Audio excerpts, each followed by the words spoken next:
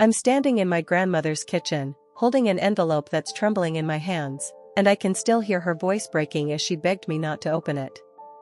"Please, sweetheart," she whispered, tears streaming down her face, "some truths are better left buried." But I didn't listen. I tore it open anyway, and what I found inside didn't just shake my world, it completely shattered everything I thought I knew about my family, my identity, and the woman who raised me. What happened next changed all of our lives forever, and I'm still trying to piece together whether I made the right choice. This is the story of how one DNA test destroyed 60 years of carefully constructed lies, and why my grandmother spent her entire life protecting a secret that would ultimately tear us apart before bringing us back together in the most unexpected way. It started 3 months ago on a cold February morning when I decided to spit into a tube for one of those ancestry DNA tests. I was 28 years old, working as a graphic designer in Portland, and like millions of other people, I was curious about my heritage. My grandmother, Dorothy, had always been vague about our family history. Whenever I asked about my grandfather, who supposedly died before I was born, she'd change the subject or suddenly remember something she needed to do in another room. My mother, her daughter, was equally evasive, which only made me more curious. "It's just for fun, Grandma," I told her over the phone when I mentioned ordering the kit. There was a long pause on the other end of the line, longer than normal, and I could hear her breathing become shallow and quick. "Rebecca, honey, I really don't think that's a good idea," she said, her voice carrying a weight I'd never heard before. "Those tests, they're not always accurate, and they can bring up complications." I laughed it off. "What complications?" "It's just going to tell me I'm Irish and German like we already know." Another pause. "Please don't do this." But I was already filling out the registration form on my laptop, barely paying attention to her concerns. I thought she was just being old-fashioned, worried about privacy or something. I had no idea she was desperately trying to prevent a bomb from detonating in the center of our family. 6 weeks later, I got the email that my results were ready. I was at work, sitting in my cubicle, drinking my third coffee of the day when my phone buzzed. I clicked the link immediately, expecting to see a colorful map showing my European ancestry broken down into percentages. Instead, what I saw made my coffee cup slip from my hand and crash onto my keyboard. The ancestry part was there, but it wasn't what caught my attention. It was the section labeled DNA relatives. Right at the top, marked as a close family match, immediate family, was a name I'd never heard before, Margaret Chen, aged 63, predicted relationship, mother or daughter. My hands went numb. I stared at the screen, reading the words over and over, certain there had been some mistake. My mother's name was Linda Morrison. She was 55 years old, blonde-haired, blue-eyed, and definitely not named Margaret Chen. This had to be an error in their system, a glitch, someone else's results mixed up with mine. But then I saw the shared DNA percentage, 49.8%. The website explained that this level of sharing was consistent with a parent-child relationship. My mind raced through possibilities, each more disturbing than the last. Had I been adopted? Had my mother lied to me my entire life? Was I switched at birth? I clicked on Margaret Chen's profile with shaking fingers. She had chosen to share limited information, but there was a profile picture. The woman staring back at me from my computer screen had dark hair streaked with gray, warm brown eyes, and a smile that looked achingly familiar. She lived in Sacramento, California, just 4 hours south of Portland. I sat frozen at my desk for what must have been 20 minutes, my coworkers walking past, chatting about their weekend plans, completely oblivious to the fact that my entire reality had just imploded. Finally, I grabbed my phone and called my mother. "Hi, sweetheart, what's up?" she answered, cheerful and unsuspecting. "Mom, I need you to tell me the truth about something." My voice came out harder than I intended. "Okay." I could hear the confusion in her voice. "What's wrong?" "I took a DNA test. And it says that someone named Margaret Chen is my mother. So I need you to explain to me right now what the hell is going on." The silence that followed was deafening. I could hear her breathing, hear what sounded like her sitting down heavily. "Oh God," she whispered. "Oh God, Rebecca, I'm so sorry. I'm so sorry." Sorry for what? I was standing now, walking blindly toward the exit of my office building. "What are you sorry for?" I can't talk about this over the phone. You need to talk to your grandmother. This is God, Rebecca, this is her story to tell, not mine." Her story? Mom, what are you talking about? Are you even my mother? Yes. Her voice cracked. Yes, I'm your mother. I raised you, I love you, I'm your mother in every way that matters. But biologically. She broke down crying. You need to talk to Grandma Dorothy. She's the only one who can explain. I'm calling her right now. Don't do anything until you talk to her. Please. She hung up before I could respond, leaving me standing in the parking lot of my office building, feeling like the ground had opened up beneath my feet.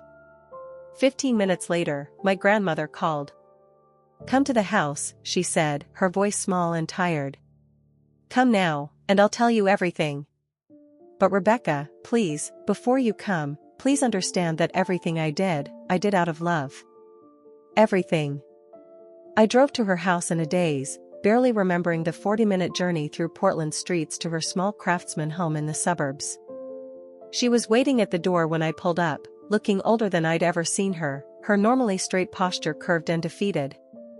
She led me to the kitchen table where I'd eaten countless cookies and done homework as a child, where she'd taught me to play cards and listen to my teenage heartbreaks.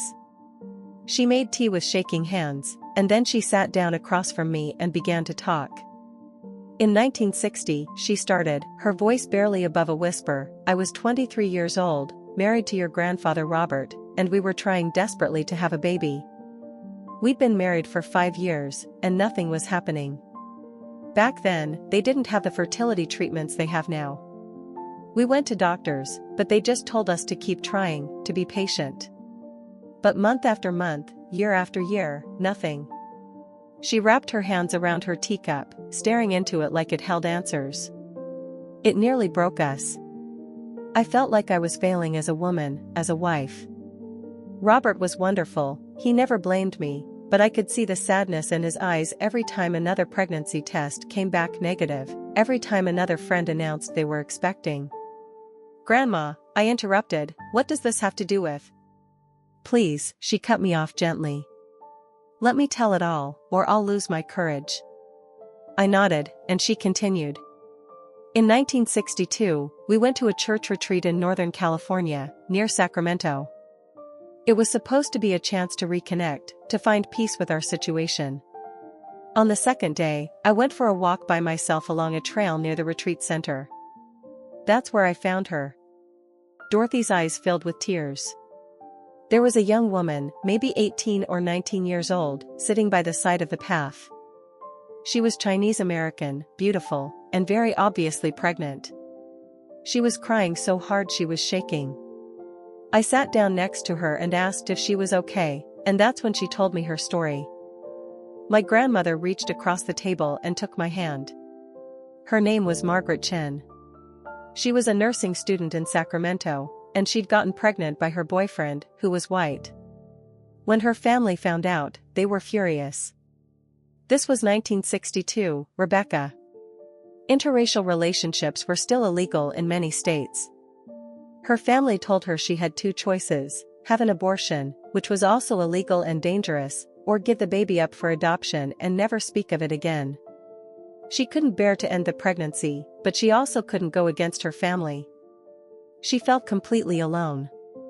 So we talked for hours, Dorothy continued, her grip on my hand tightening. And by the end of that conversation, I made her an offer. I told her that Robert and I would take her baby, that we would love and care for it as our own. She was hesitant at first, but I convinced her. I told her I could give her baby a good life, a stable home, parents who wanted a child more than anything in the world. My heart was pounding. Are you saying that Mom, that Linda is Margaret's biological daughter? Dorothy nodded, tears streaming freely now. We made a pact that day. We exchanged addresses, and I told her that when it was time for the baby to be born, she should come to us.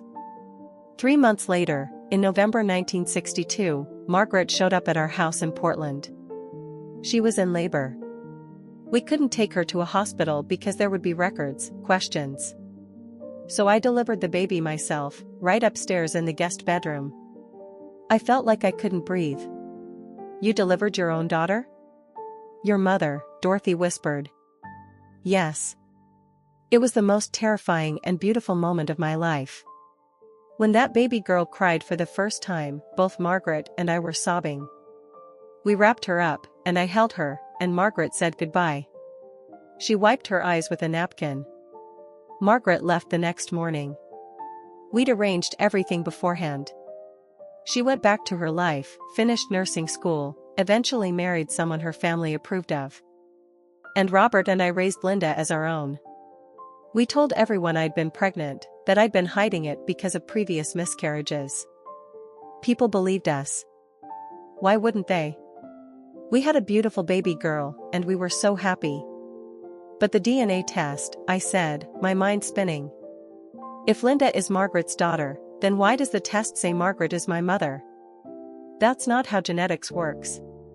Dorothy's face crumbled, and she looked away from me, staring out the window at her garden. This was clearly the part of the story she'd been dreading most. "Rebecca, honey, you have to understand the context of the times. In 1993, Linda was 30 years old and engaged to your father, David. They were so excited to start their own family. But 2 weeks before the wedding, David was killed in a car accident. I knew this part of the story. My father had died before I was born. It was the tragedy that had defined my mother's life, the reason she'd never remarried, the ghost that haunted our small family. What I never told you," Dorothy said, her voice breaking, "was that Linda was already pregnant when David died. 2 months along. She was devastated, destroyed, but she wanted that baby. She wanted you more than anything because you were her last piece of David. But then, at 4 months, she started bleeding. The doctors told her she was having a miscarriage, that there was nothing they could do. She was in the hospital, losing the baby, losing the last piece of the man she loved, and she was broken, Rebecca. Completely broken."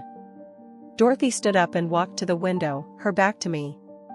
I couldn't bear it. I couldn't watch her go through that pain.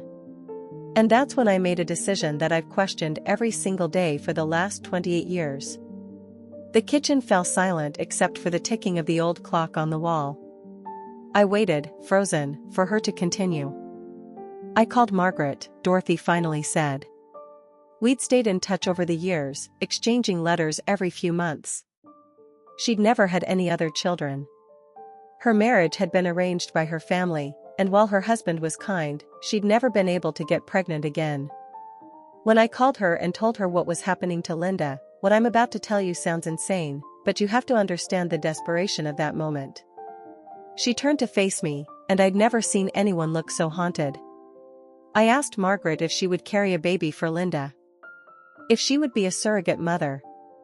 Linda's eggs were still viable, we could do IVF, and Margaret could carry the baby to term. Linda could have her child, David's child, even though she'd lost the pregnancy. My mouth fell open. "Are you saying?" "But it wasn't David's baby," Dorothy interrupted, her words rushing out now. That's the part one didn't tell Linda until much later. The miscarriage happened so quickly, there wasn't time to harvest her eggs for IVF. But Margaret had eggs, and we found a sperm donor who looked similar to David. We did the procedure quickly, quietly, through a doctor friend who asked no questions. And Margaret got pregnant. I stood up so fast my chair fell backwards. "You're telling me that Margaret Chen is actually my biological mother? And my mother, Linda, isn't my biological mother at all?" "Linda is your mother," Dorothy insisted. "When you were born, Margaret handed you to Linda in the hospital, and Linda has been your mother every single day since. But yes, biologically, Margaret carried you and Linda didn't. And the sperm donor, he wasn't David. Does my mom know?"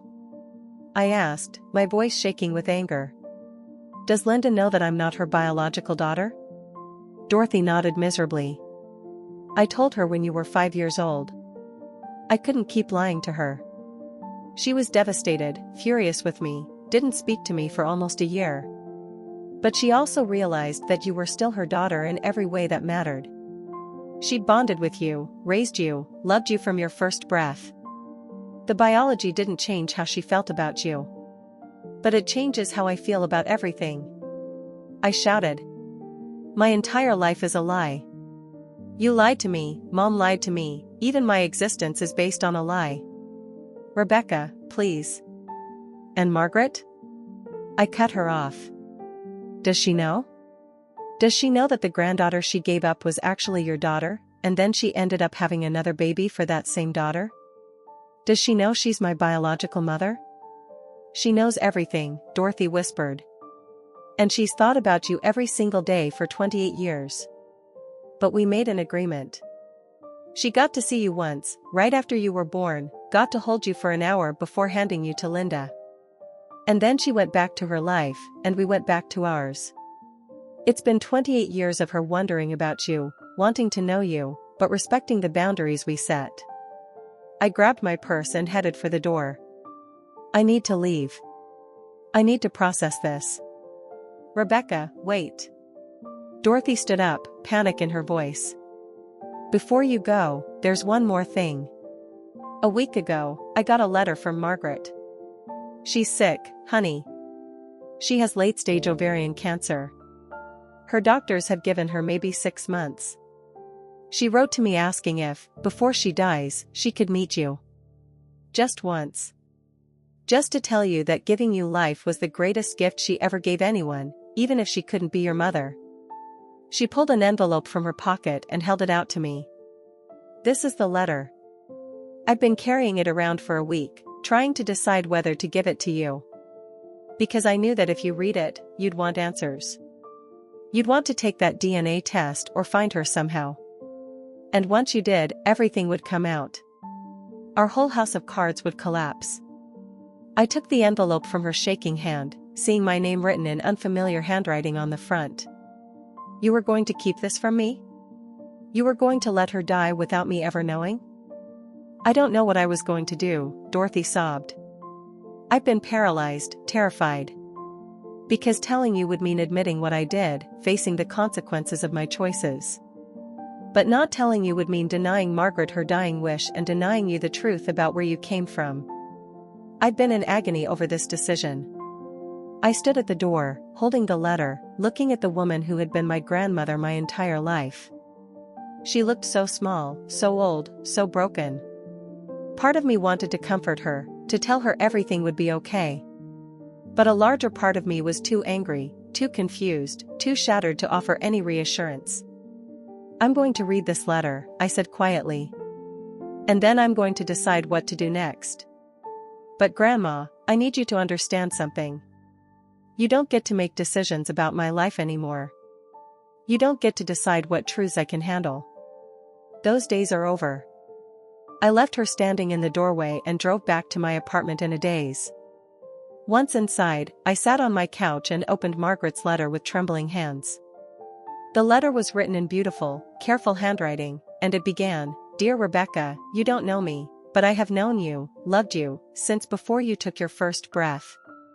She told her story, her truth, in 5 pages. She wrote about the impossible choice she made at 18, giving up her first baby. She wrote about her arranged marriage, her inability to have more children, the hollow feeling that haunted her for decades. And then she wrote about the phone call from Dorothy, the chance to give life one more time, the surreal experience of carrying her own granddaughter. I know this must sound like something from a movie, she wrote. A grandmother carrying her granddaughter's baby. But Rebecca, when Dorothy asked me, when she explained what Linda was going through, I felt like the universe was giving me a chance to make things right. I couldn't raise Linda, but I could give her the greatest gift possible, you. She described the pregnancy, how she talked to me every night, how she sang to me in Chinese, how she prepared herself emotionally to hand me over just as she had handed over Linda 30 years earlier. But this time was different, she wrote. This time, I knew you were going to a home filled with love. I knew Linda would be an extraordinary mother because she was raised by Dorothy, and despite her mistakes, Dorothy had a huge heart. I knew you would be cherished. The final page of the letter destroyed me. I am dying, Rebecca.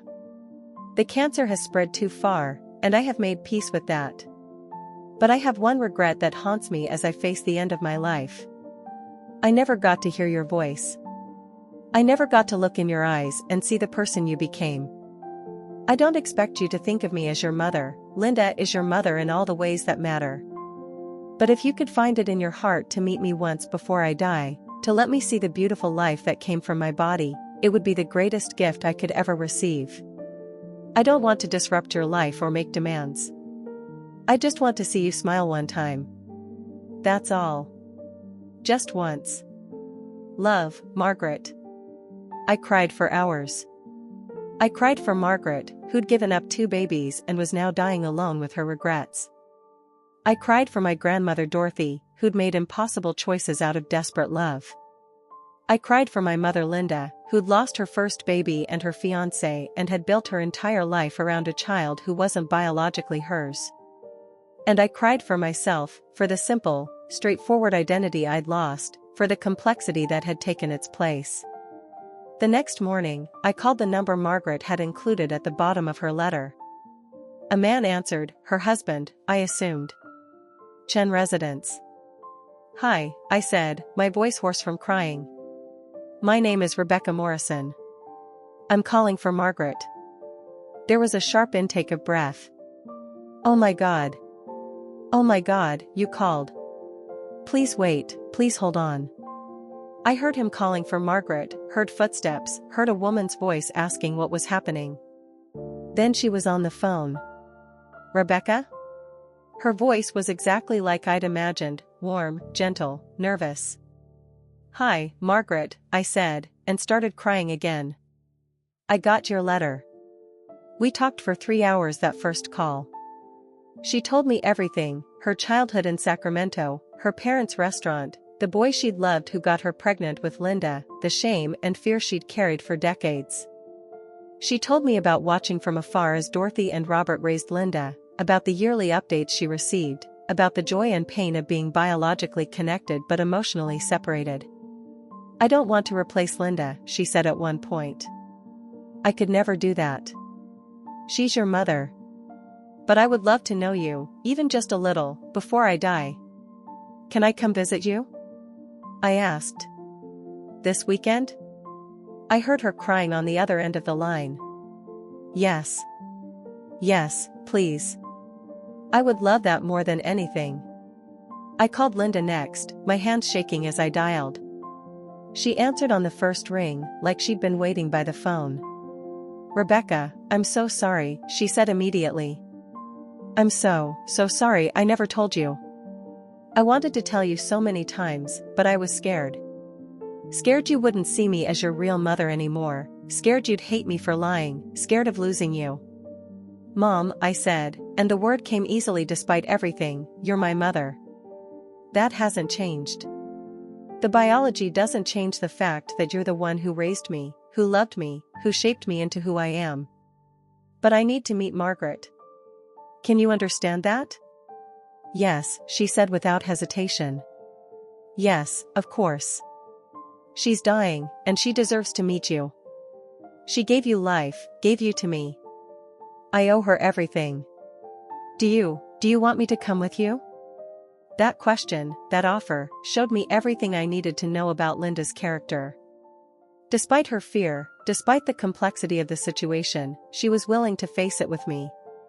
Yes, I said. Yes, I want you to come. And Grandma Dorothy too. I think we all need to be there together. That Saturday, the 3 of us drove to Sacramento. Linda sat in the passenger seat, and Dorothy in the back, and the car was heavy with nervous silence. We'd talked throughout the week, processing, crying, fighting, forgiving, but we were all terrified of what this meeting would bring. Margaret lived in a modest house in a quiet neighborhood. Her husband, Thomas, answered the door. He was a kind-looking man in his 70s, and his eyes filled with tears when he saw us. She's in the living room, he said quietly. She's having a good day today. She's been so excited. We walked in, and there she was, sitting in an armchair by the window. She was smaller than I'd imagined, thinner, her skin pale, but her eyes were bright and alert. When she saw me, she put her hand over her mouth and started crying. I crossed the room and knelt in front of her chair. "Hi, Margaret." "Rebecca," she whispered, reaching out to touch my face. "You're so beautiful. You look just like my mother did when she was young. You have her eyes." Behind me, Linda was crying, and Dorothy was holding her hand. Margaret looked past me to them. "Linda. Dorothy. Thank you for coming. Thank you for bringing her to me." What happened next was something I never could have anticipated. Linda walked over and knelt beside me, taking Margaret's hand.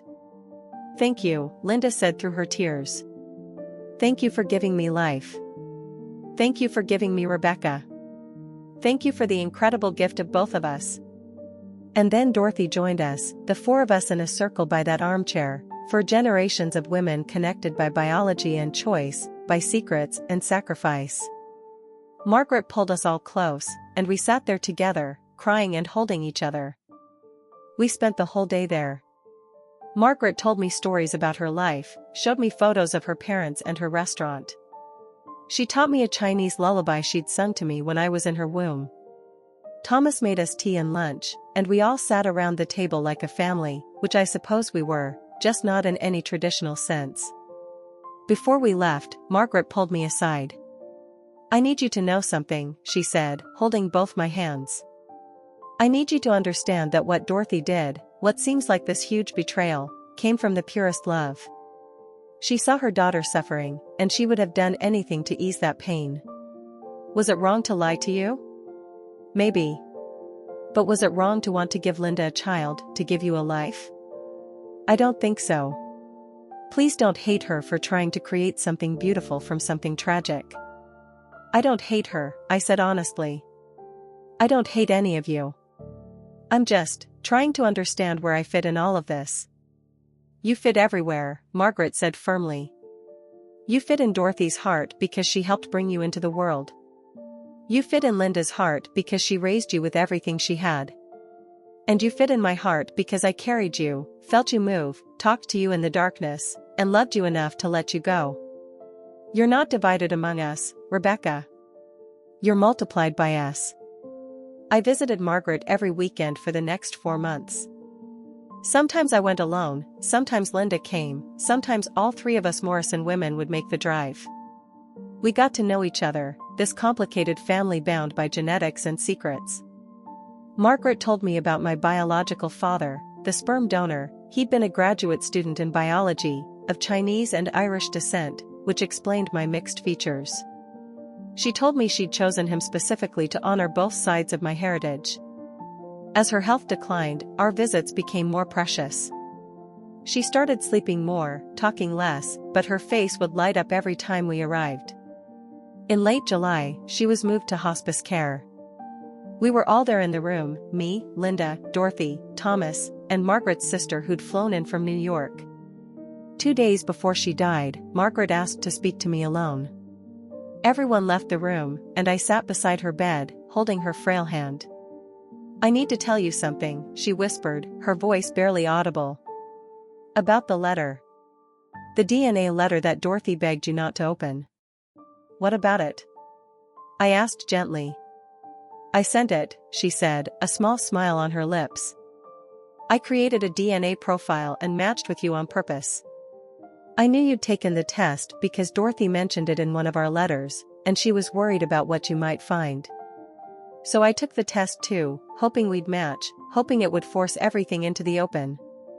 I didn't have much time left, and I couldn't die without you knowing the truth, without meeting you." I stared at her in shock. "You orchestrated all of this?" "I knew Dorothy would never tell you if left to her own devices.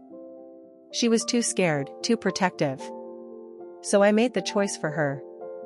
I'm sorry if that seems manipulative, but I'm not sorry I did it.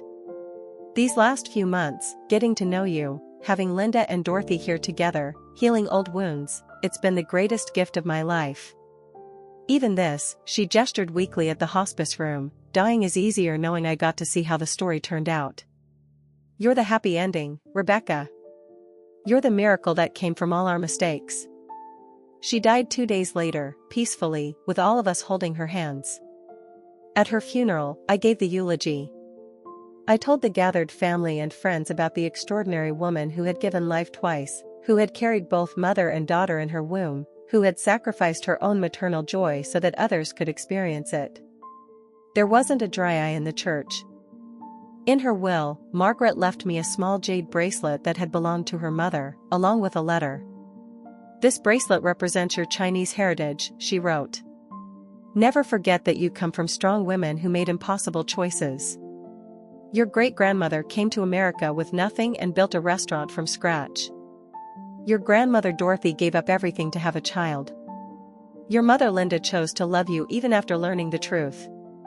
And I chose to give you life twice, once when I gave birth to your mother, and once when I carried you myself. You are the product of all of us, Rebecca. You are our collective hope, our shared love, our redemption. It's been 6 months since Margaret died, and I'm still processing everything. I've started therapy to work through the complex feelings about identity and family. I've had long conversations with Linda about what motherhood really means. I've forgiven Dorothy completely, understanding that she made choices out of love, even if they were flawed. Linda and I are closer than ever. She's no longer afraid that I'll stop seeing her as my real mother, and I've assured her a million times that biology doesn't determine family. She's the one who taught me to ride a bike, who sat up with me through nightmares, who celebrated my successes and comforted my failures. She's my mom in every way that matters. Dorothy is lighter now, the weight of the secret finally lifted. She talks about Margaret often, honoring her memory, acknowledging the role she played in our family's story. We started volunteering together at an adoption support center, helping families navigate the complex emotions of biological versus chosen family. I've also connected with Margaret's husband Thomas and her sister. They've shared more stories about Margaret, shown me photos from her life, taught me more about the Chinese side of my heritage. I'm learning Mandarin and taking cooking classes to make the recipes from her parents' restaurant. I feel like I'm getting to know her even though she's gone, and in doing so, I'm getting to know myself better. As I sit here today, writing this all down, I understand that families are complicated. They're messy and difficult and sometimes built on lies. But they're also beautiful and resilient and capable of extraordinary love. My family tree doesn't look like anyone else's. Grandmother carries granddaughter who becomes biological mother while daughter becomes adoptive mother. It's confusing and unconventional and absolutely perfect. I think about that DNA letter, the one Dorothy begged me not to open. She was right to be scared, it did blow our lives apart. But Margaret was right too. Some truths need to come out, no matter how painful, because living in the light is always better than hiding in the shadows. That letter didn't destroy our family, it transformed it. It gave us the chance to face our history honestly, to acknowledge the sacrifices made, to honor the women who came before us. If you've watched this whole story, thank you for taking this journey with me. I know it's complicated and emotional, and maybe some of you are dealing with your own family secrets or DNA surprises. I want you to know that whatever you're facing, whatever truths you've discovered about your origins, you're not alone. Family is about more than genetics, it's about who shows up, who stays, who loves you through the complexity.